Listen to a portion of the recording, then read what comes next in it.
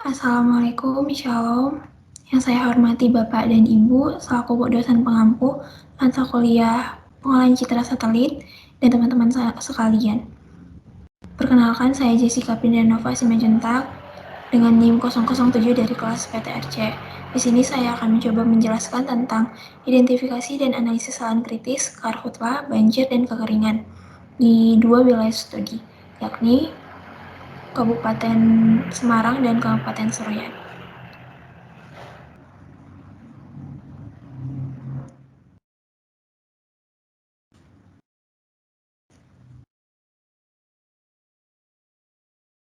Untuk yang pertama adalah potensi lahan kritis di Kabupaten Semarang.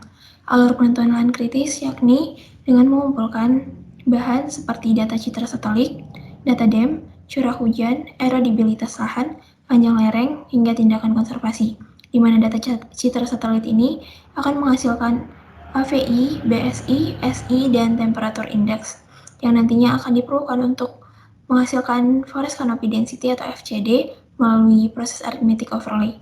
Kemudian data DEM akan menghasilkan slope melalui tool R-Toolbox pada ArcGIS. Selanjutnya terdapat curah hujan hingga tindakan konservasi, di mana beberapa aspek ini berperan dalam menghasilkan tingkat bahaya erosi melalui proses arithmetic overlay, di mana nanti hasilnya akan menghasilkan tingkat kekritisan lahan di suatu daerah melalui proses arithmetic overlay.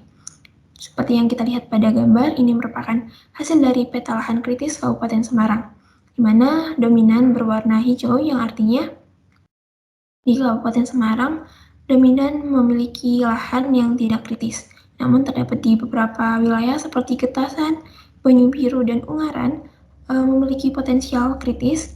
Kemudian di beberapa kecamatan, misalnya di Getasan, memiliki lahan kritis.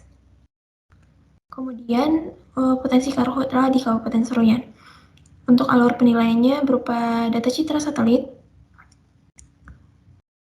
hingga peta tanah gambut. Ini merupakan bahan utamanya, di mana data citra satelit menghasilkan jejak kebakaran hutan hingga tutupan lahan, data DEM menghasilkan alur hidrologi, data jaringan jalan diproses menghasilkan buffer jaringan jalan. Kemudian peta peruntukan lahan dan peta tanah gambut, di mana ini semua akan menghasilkan skor jejak kebakaran hutan hingga skor tanah gambut, yang nantinya akan di-weighted overlay menghasilkan potensi bahaya karhutla. Seperti yang dapat kita saksikan pada layar, ini merupakan peta karhutla di Kabupaten Seroyan berdasarkan hasil analisis yang telah dilakukan, di mana keterangannya dominan berwarna oranye yang masuk ke dalam klasifikasi tinggi, yang artinya di Kabupaten Seroyan sendiri dominan memiliki karhutla dengan potensi tinggi, dan di beberapa kecamatan memiliki potensi sangat tinggi dan sedang. Kemudian potensi banjir di Kabupaten Semarang. Untuk alur penentuan potensi banjir dapat kita lihat pada layar. Untuk bahan-bahan yang diperlukan yakni administrasi Kabupaten Semarang, TOA BN 2, 3, 4, 5, dan 7, yang nantinya diproses melalui raster kalkulator menghasilkan NDWI 1 hingga 3. Nantinya NDWI ini akan dipilih salah satu yang memiliki value yang lebih tinggi, yang nantinya bisa diproses untuk keperluan potensi bencana banjir. Kemudian DEM-UTM diproses menghasilkan hillside dan juga fill, yang nantinya fill ini diperlukan untuk lanjut ke tahap flow direction hingga flow accumulation. Kemudian curah hujan merupakan bahan yang diperlukan juga, dan nantinya setelah proses ini selesai akan menghasilkan skor NDWI 3. Ini merupakan NDWI yang tertinggi value-nya hingga skor curah hujan, di mana skor ini didapatkan dari proses reclassify pada aplikasi ArcGIS dan menghasilkan potensi bencana banjir. Untuk petanya dapat kita lihat pada layar, di mana untuk potensi banjir di Kabupaten Semarang dominan berwarna oranye, yang artinya masuk ke dalam klasifikasi sedang, dan terdapat juga ke dalam klasifikasi rendah di beberapa kecamatan.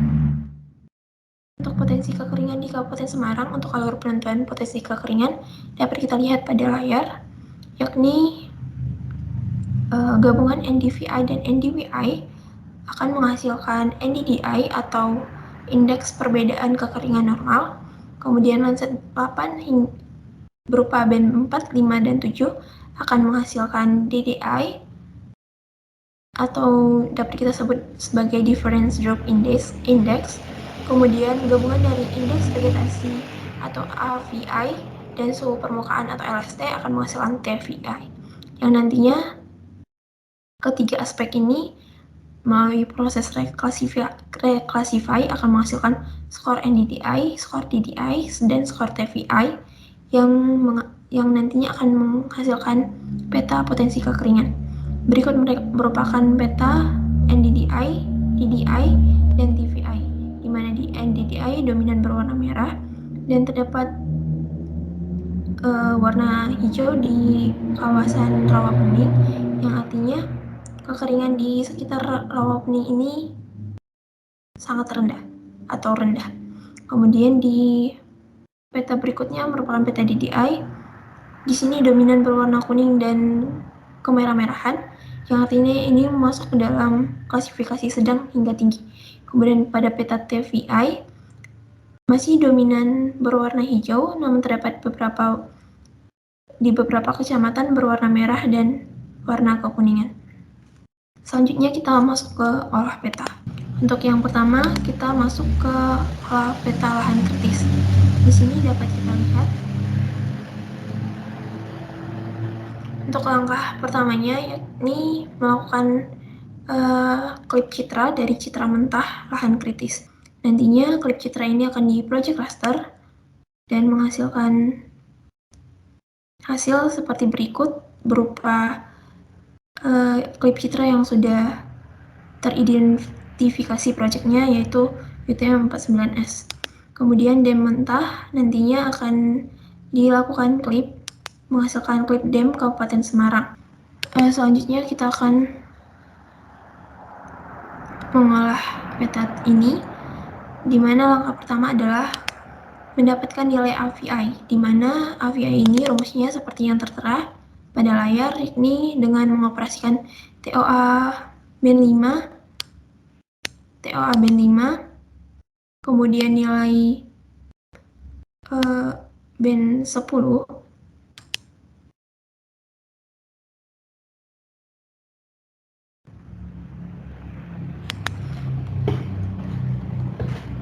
nantinya akan langkah pertama akan kita olah AVI dengan rumus seperti berikut ini. Kemudian setelah AVI kita melakukan pengolahan berupa BSI dengan rumus seperti berikut, dan hasilnya adalah seperti berikut.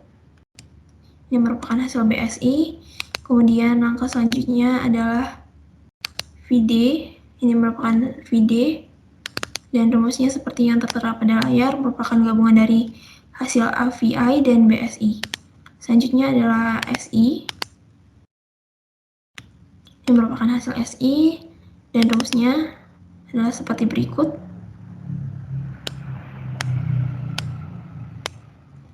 Kemudian TI. Berikut merupakan hasil TI dan rumusnya adalah seperti berikut. Menggunakan raster kalkulator. Kemudian berikutnya SSI. Ini merupakan hasil dari SSI dengan rumus seperti berikut. Selanjutnya adalah forest canopy density. Ini merupakan hasil dari forest canopy density dan rumusnya adalah seperti berikut. Selanjutnya adalah slope. Ini merupakan hasil dari slope, di mana slope ini didapat dari hasil DEM yang sudah di UTM.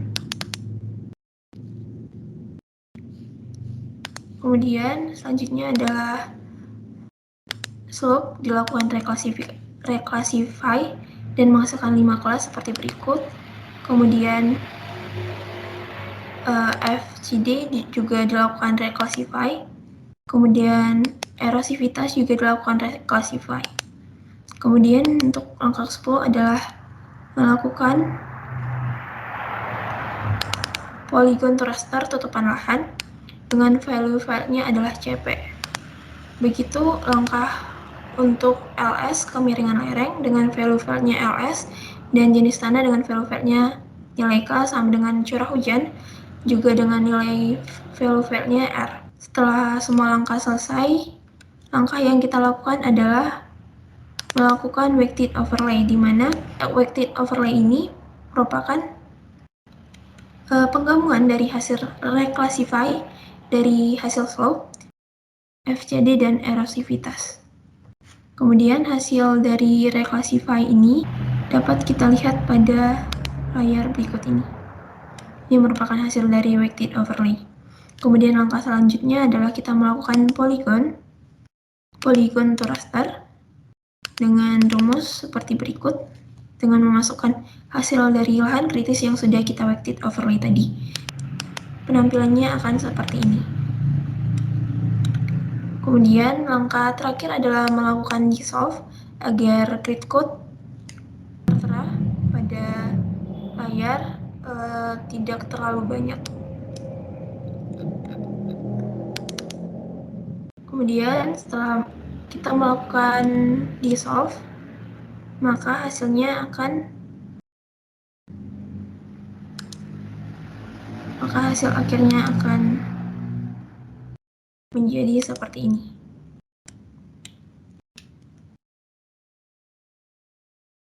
Baiklah, untuk hasil akhir dari lahan kritis dapat kita lihat pada layar.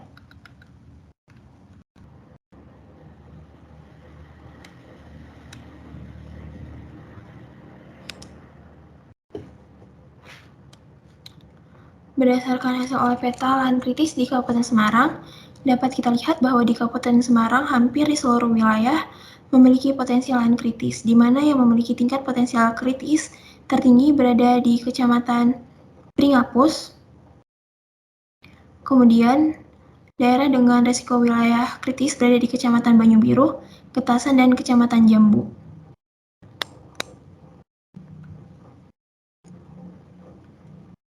Kemudian daerah yang memiliki klasifikasi agak kritis berada di Kecamatan Ambarawa, Gancak, Bandungan, Banyubiru, Bawen, Bergas, Beringin, Getasan, Jambu, dan beberapa kecamatan lainnya. Jika dibiarkan tanpa ada upaya mitigasi, maka tidak menutup kemungkinan terjadinya erosi yang berat dan produktivitas lahan menjadi rendah. Untuk beberapa kecamatan seperti Kecamatan Susukan, Tengaran, Tuntang, dan beberapa kecamatan lainnya yang tidak memiliki potensi lahan kritis. Adanya lahan kritis ini berakibat pada penurunan tanah dan produktivitas tanah karena penggunaan lahan yang tidak sesuai dan tidak memperhatikan kemampuan lahan. Kemudian, dampak sosial ekonominya adalah adanya lahan terlantar karena menurunnya produktivitas lahan di beberapa kecamatan menimbulkan faktor penghambat sosial ekonomi, misalnya sengketa pemilikan lahan, sulitnya pemasaran hasil, atau harga produksi sangat rendah. Kemudian pada dampak lingkungannya, kondisi ini dapat merusak tata air dan lingkungan sekitarnya. Dampak lahan kritis ini akan mempengaruhi ketersediaan sumber air pada musim kemarau serta banjir pada musim hujan. Kemudian upaya yang dapat dilakukan untuk semua kecamatan di Kabupaten Semarang, khususnya 3 kecamatan seperti Banyubiru, Getasan, dan Kecamatan Jambu, yang dapat direalisasikan yakni melakukan penghijauan pada lahan kritis seperti melakukan penanaman tanaman keras dan rerumputan serta pembuatan teras. Kemudian tindakan yang dilakukan oleh stakeholder adalah melakukan sistem kerjasama petani dan pemerintah, karena untuk melakukan program penghijauan tidak akan berhasil dengan baik tanpa adanya kerjasama dengan petani dan pemerintah. Sekian untuk lahan kritis. Selanjutnya kita bergerak ke karhutlah. Tahapannya adalah untuk yang pertama kita mengumpulkan bahan. Bahan yang digunakan adalah sebagai berikut: sungai, jalan, LST, hingga poin hotspot api. Kemudian langkah pertama adalah melakukan raster kalkulator, yaitu raster kalkulator NBR dengan rumus sebagai berikut. Kemudian untuk NBR sendiri, tampilannya adalah sebagai berikut.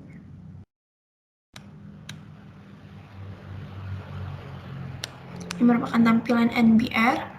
Kemudian selanjutnya yang dilakukan adalah melakukan reclassify pada NBR dengan melakukan reverse pada new values, di mana semakin tinggi nilai rentangnya, maka skornya akan semakin rendah.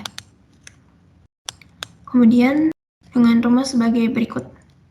Kemudian langkah selanjutnya adalah melakukan multiple ring buffer atau dengan kata lain melakukan buffering dengan distance sebagai berikut ini. Setelah melakukan multiple ring buffer, maka akan dilakukan polygon to raster, multiple buffer jalan, sehingga akan berbentuk TIFF atau raster. Yang nantinya ini bertujuan agar multiple buffer tadi dapat direclassify. Langkah tersebut sama untuk multiple buffer sungai untuk sungai dengan langkah yang sama. Setelah buffer sungai dan jalan selesai, langkah selanjutnya adalah melakukan union administrasi dan multiple buffer sungai dan jalan dengan tujuan agar tidak ada wilayah yang kosong atau tidak ada peta yang kosong sehingga nantinya dapat diolah tanpa mempengaruhi hasil akhir. Setelah melakukan union, maka kita melakukan polygon to raster lahan gambut, di mana raster lahan gambut dapat kita lihat pada layar berikut ini, yang merupakan hasil dari raster lahan gambut.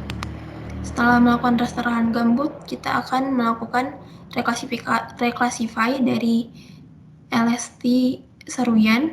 Selanjutnya adalah reclassify pada lahan hutan, dan hasil akhirnya kita akan melakukan weighted overlay, di mana weighted overlay ini berupa gabungan dari hasil raster tutupan lahan gambut, reclassify NDPR, reclassify LST Seruyan, dan multiple buffer sungai, jalan, hingga peruntukan lahan. Dapat kita lihat berdasarkan pada peta, kecamatan yang tergolong ke dalam kerawanan karhutla dengan klasifikasi sangat tinggi dan terluas terdapat di Kecamatan Seruyan Hilir dan Seruyan Hilir Timur.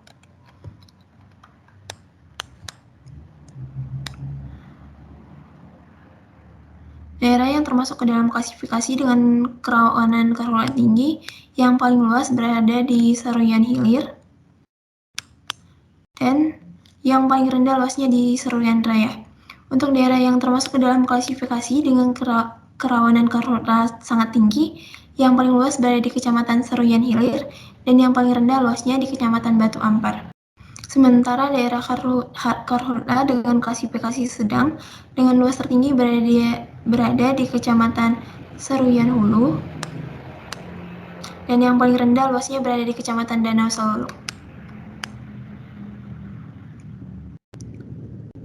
Kemudian untuk klasifikasi rendah hanya berada di 2 kecamatan, yakni Seruyan Hulur dan Suling Tambun.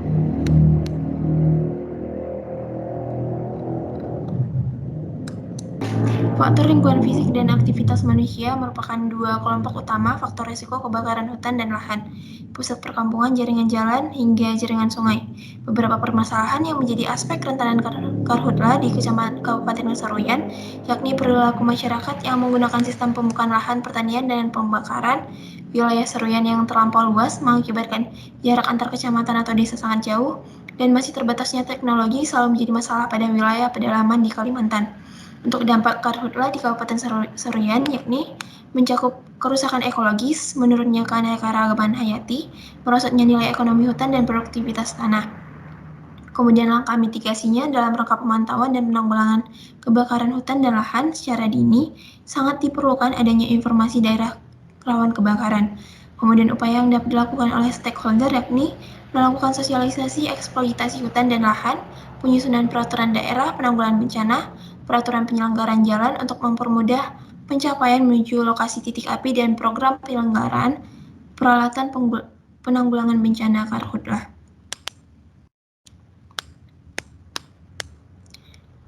Berikut ini merupakan hasil akhir dari peta Karhutlah di Kabupaten Seruyan. Kita beralih ke pengolahan banjir dan kekeringan. Untuk pengolahan banjir dan kekeringan dimulai dengan melakukan proses pada NDWI yang diperoleh dari raster kalkulator TOA band 5 dan band 7. Kemudian hal yang sama kita lakukan hingga NDWI 3. Selanjutnya setelah dilakukan fill up, kemudian dilakukan flow direction hingga menghasilkan kelas seperti berikut ini. Setelah melakukan flow direction, maka langkah selanjutnya adalah melakukan flow accumulation hingga menghasilkan nilai high dan low seperti yang tertera pada layar. Hingga nantinya kita melakukan overlay pada semua hasil reclassify dengan influence 20 dan value-nya seperti yang tertera pada layar.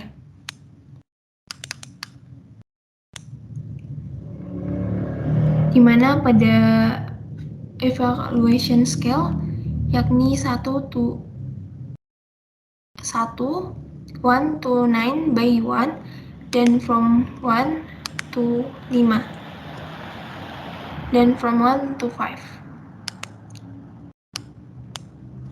Raster atau polygon dengan filenya value, dan selanjutnya adalah melakukan dissolve, di mana dapat kita lihat pada layar memiliki 4 klasifikasi yakni sangat rendah hingga tinggi. Hampir seluruh kecamatan di Kabupaten Semarang memiliki potensi bahaya banjir dengan klasifikasi sedang, di mana potensi banjir dengan klasifikasi sedang tertinggi berada di Kecamatan Pringapus dan paling rendah di Kecamatan Rawapening. Ini merupakan bagian kecil yang dimaksud. Kemudian selanjutnya adalah daerah dengan tingkat potensi banjir tinggi berada di Kecamatan Sumomono dan Kecamatan Getasan.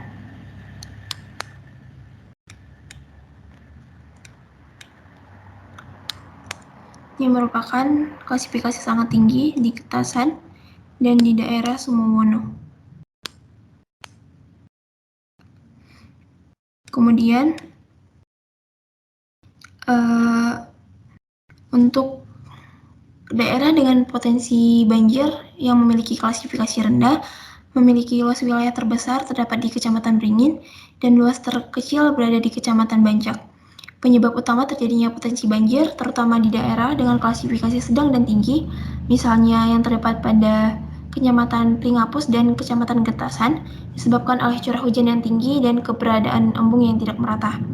Bencana banjir khususnya di Kabupaten Semarang terjadi karena faktor manusia, faktor alam, serta faktor fisik pada daerah aliran sungai yang terkait dalam kejadian banjir. Faktor iklim yang mempengaruhi yakni curah hujan yang sangat tinggi, sedangkan faktor fisik dari DAS yang sangat mempengaruhi terjadinya banjir adalah kemampuan tanah dalam meresap air hujan. Faktor lereng serta jarak dari badan air. Wilayah yang lebih rentan terhadap genangan air antara lain wilayah yang dekat dengan sungai. Untuk dampaknya terhadap perekonomian, di Kabupaten Semarang sendiri akan terganggu karena banjir merendam sektor penting perekonomian, baik itu pertanian, industri, bahkan transportasi. Dengan terputusnya akses transportasi, maka akan dampak di lingkungan yang terjadi yakni tercemarnya lingkungan karena luapan banjir ini sendiri akan membawa sampah-sampah ke berbagai daerah hingga menyebabkan rusaknya atau terganggunya kebersihan lingkungan. Hal ini SIG sebagai solusi untuk memodelkan risiko potensi bencana di Kabupaten Semarang, di mana dengan adanya bantuan SIG ini sendiri dapat dipetakan potensi bencana banjir sehingga dapat kita ketahui langkah pencegahan berikutnya yang akan diambil itu bagaimana. Kemudian untuk peran stakeholder seperti BPBD Kabupaten Semarang dapat melakukan kegiatan pemberdayaan masyarakat untuk meningkatkan pemahaman masyarakat agar dapat melaksanakan mitigasi bencana banjir baik sebelum ataupun sesudah bencana banjir tersebut terjadi. Untuk kekeringan sendiri itu terbagi menjadi 3, terbagi menjadi 3 peta, yakni DDI, FV, dan TVI, di mana rumusnya adalah untuk NDDI sendiri, rumusnya adalah dengan menggabungkan float dari NDVI dan NDWI. Kemudian TVI, rumusnya adalah sebagai berikut, dan untuk dapat kita lihat sebagai berikut. Kemudian langkah selanjutnya adalah melakukan reclassify dari beberapa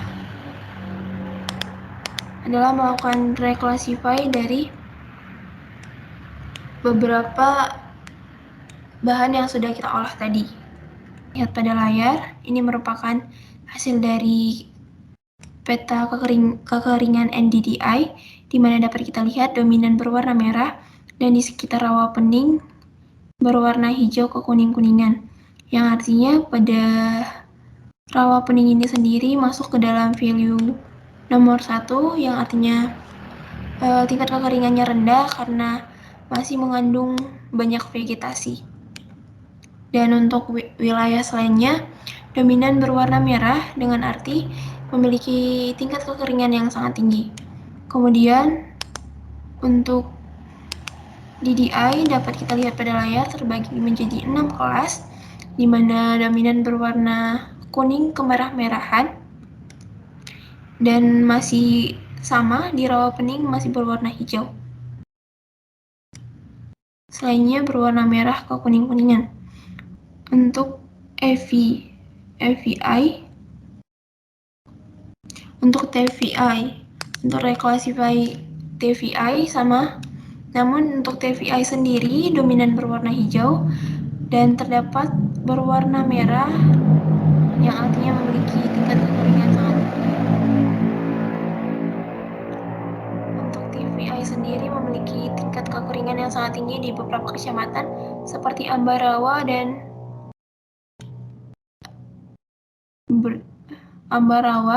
Banjak, Beringin, dan beberapa kecamatan lainnya. Namun di sekitar Sumomono hingga Getasan masih dominan berwarna hijau, yang artinya kekeringannya masih tergolong rendah. Dampak resiko kekeringan sendiri kepada masyarakat adalah sulitnya mendapat air bersih yang merupakan kebutuhan pokok manusia, sehingga berakibat pada keterbatasan air dalam penggunaan sehari-hari. Untuk dampak perekonomiannya, berakibat pada kenaikan harga sebagian komoditas, khususnya barang atau jasa yang menggunakan air dalam jumlah yang tidak sedikit, seperti pada usaha rumah makan dan usaha pertanian. Selain itu, kesejahteraan masyarakat juga menjadi menurun akibat kekeringan ini menyulitkan masyarakat untuk memenuhi kebutuhan sehari-hari seperti minum, memasak, dan kebutuhan lainnya yang membutuhkan air.